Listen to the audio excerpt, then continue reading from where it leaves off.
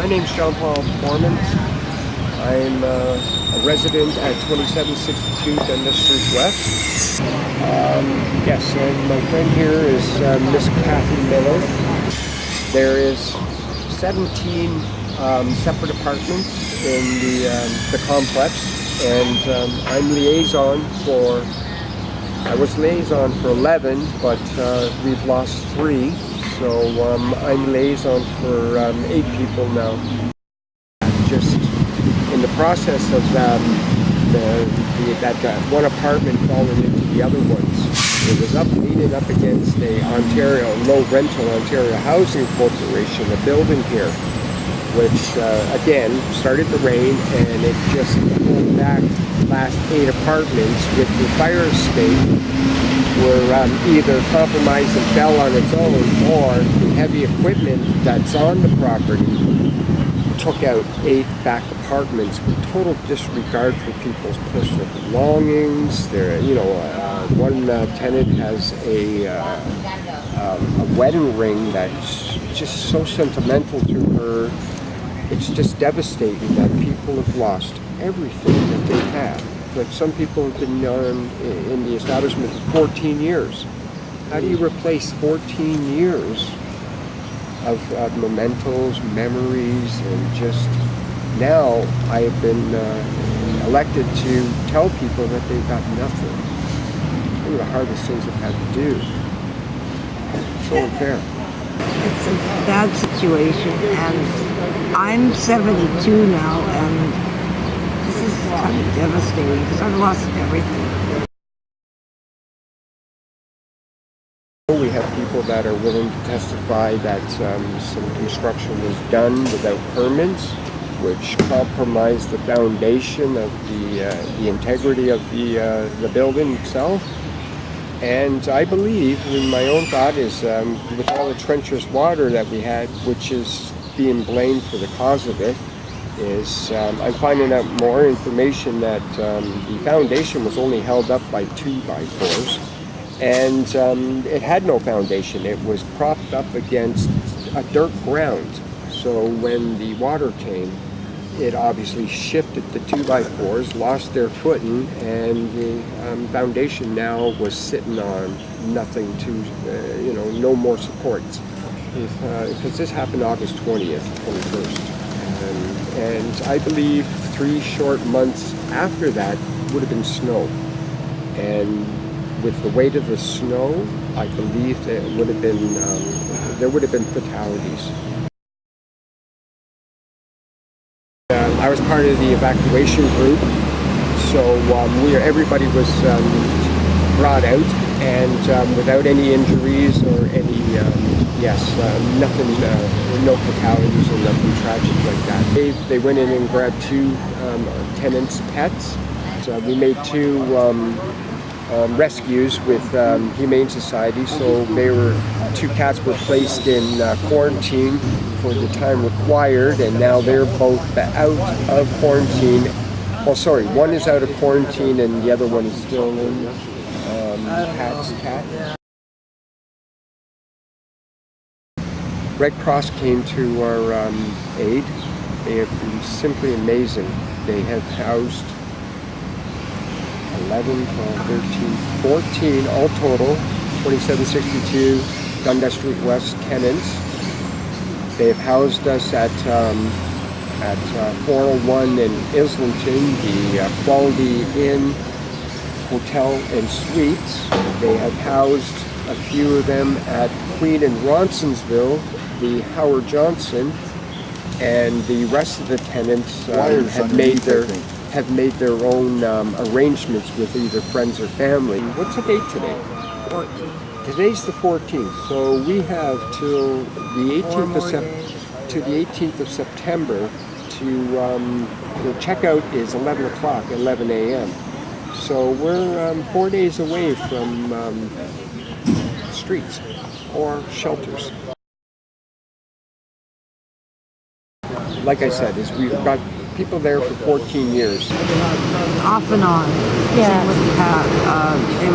They moved in, moved out, moved in. Over A period of time. Yeah, 20 over years. 20 years. Over 20 years, yeah. It's a stable community, in other words. Yeah.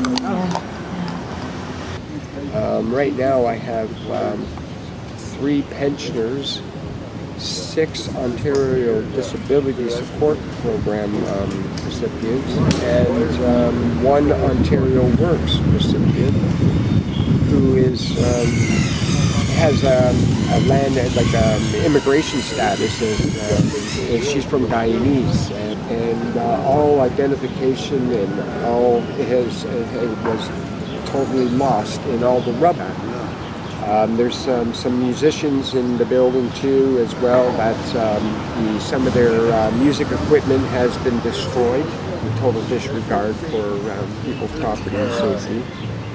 Yeah. And some suffer from mental health issues, and some are, one of them has fetal alcohol syndrome, which is, I'm sure you're aware of that, so that's not an easy disorder to live with, Yeah. The people's vulnerabilities, like I said, is age. Yeah.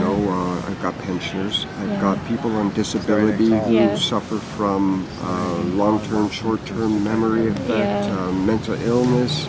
Some are still struggling with addictions, may it be either alcohol or substance. I've been there 18 months, and I've witnessed 3 people dying in the residence. And 17 people since I lived there. and Kathy Miller stated How she's many? seen 17 17 people. people over the 14 years I've 14? been there have died in that place. Yeah, I feel for these people. These people have been in my life. Like I said, I've been renting here now for 18 months, and some of these tenants are family to me. They're friends. They're dear. They're very, very dear to me, and I'm just so blessed and grateful that I have them in my life. And yes, I as well was on a disability and suffer from mental health issues. Type 2 bipolar, suicidal thoughts, suicidal tendencies, and it's been very challenging, really challenging. I lost everything I had. Well, I actually had a little bit of hindsight. Hindsight is I managed to grab my most possessed possession is my guitar. I'm a musician, and I was able to get that, and it's very therapeutic, and I'm sad for the other musicians who lost all their equipment.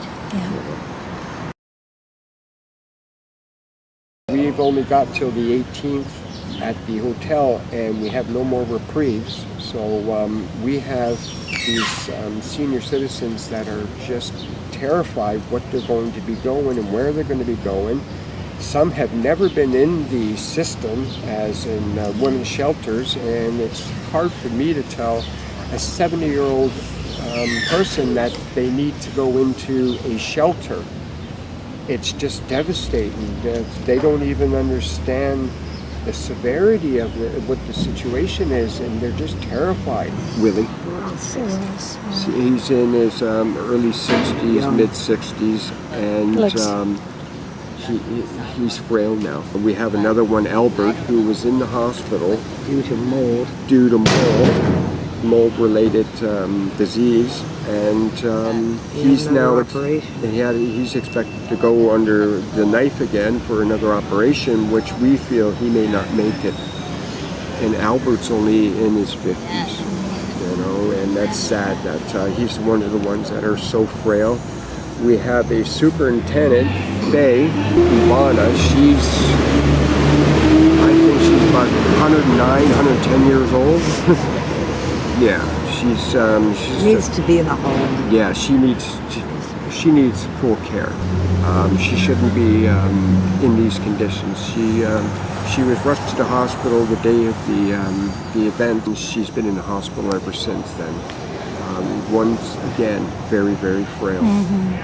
I had to rush Wayne's Clydesdale because he fell and cracked the rib and sprained his wrist. So these are the elders, the senior citizens that are, because of this situation, are depressed and frail. And they're, this event has aged them. I see it myself. I'm seeing these folks that frail. And with this, this could be the death of them, just with depression and sadness. This may have such an effect on them that it could be fatal.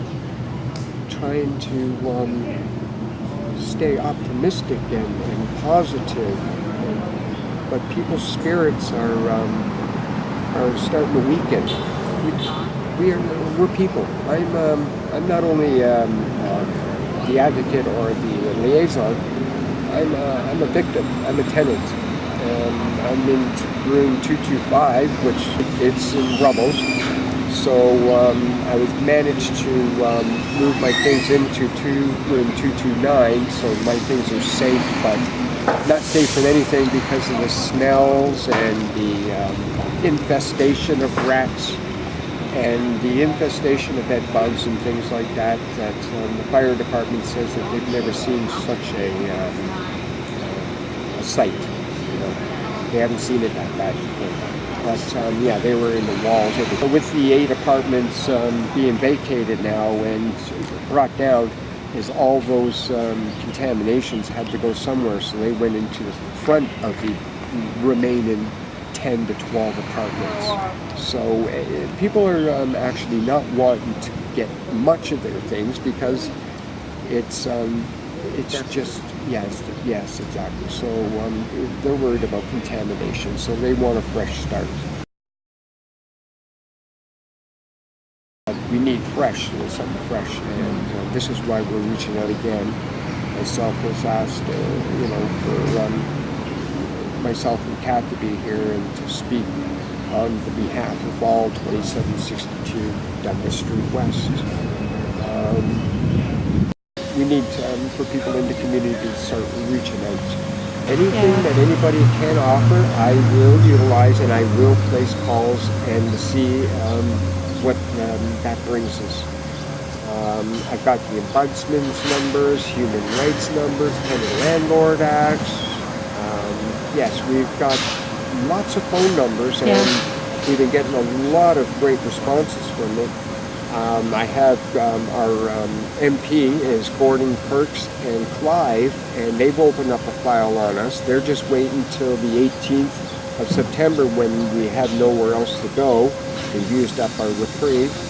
And yes, they're going to hopefully, with City, activate their roles in I have a housing worker, but because I have no ID, I can't get into housing. And I'm willing to pay market value because I'm going to have to. If there's anybody out there that can suggest something in the downtown area, I would very much appreciate it. But it's like the 18th is coming really quickly. Yeah. We just don't know what to do. So the main thing is housing resources and legal. Housing and legal. Yes. Yeah. If anybody can shed some light on how we can put a lien on the property. At this time, it would be great because they need all the assets they can get, anything to put back into it. And once we freeze, because this land, the property manager, landlord, has not even made any attempts to give us back our last month's rent. And I feel that as long as he has our last month's rent, he's liable. Even though he's still liable, but he's more so because he's not surrendering our last month's rent. So we need to be shown how in the proper direction as what to do about this. I'm not sure. I would appreciate any suggestions, please. Utilize. We've made over 60, 70 phone calls. We have received numerous phone calls from different agencies offering advice, offering some help, pro bono. We are just now going to try to reactivate some of these kind people and these organizations and these firms to represent us.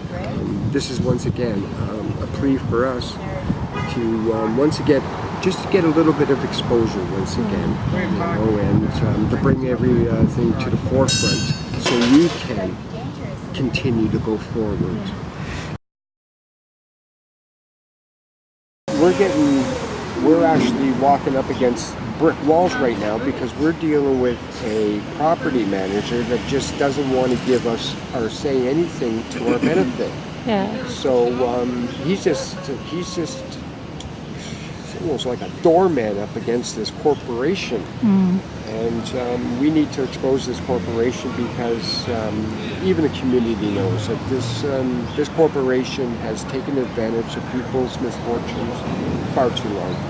The rent is geared towards size of the properties and like the rooms in there. We have just basic rooms that it's a room and house. The room that I was once in is room 225. Is $650, but I share washroom, share kitchen. So the room that I moved into is 229, which has its own kitchen and washroom. So I was good that way. And I know that others have pay up to $850, $900 for rents. Mike and Jasmine, they moved into the apartment across from them, which are both now destroyed. But he was paying $900 there, and when Jasmine was with him, I was heard that they were paying $1,100 for two occupants in the same room that he's charging $900. So I don't know if it's all legal, and I'm sure IDSP would like to hear about how. I'm sure if there was an agency out there for the old age pensioners, that I'm sure they would love to hear about what's going on with their recipients, their clients. You know, no one should be treated in the manner and fashion that people are being treated. Yeah, so we're just trying to find out, because like I said, it's owned by a corporation, and it's a 13-digit number. You know, it doesn't even doesn't have a name or a face to it, and this is where this is an area that I want to look forward to, is look more into, is putting a face to this, these digits, this corporation. They got to be responsible. They have to be liable for their tenants, and they won't even speak to some of us. All their buildings are the same. They have buildings all over the city, and they're all deteriorating. Yeah. Yeah, they're. I hate to use this term, but they're slumlords. I'm sure people have heard it. I don't know if people have experienced it. I'm sure if someone has in the past experienced slumlords. This gentleman went to school to be a slumlord. He's highly educated as a slumlord, and man's evil. So I'm going to leave that.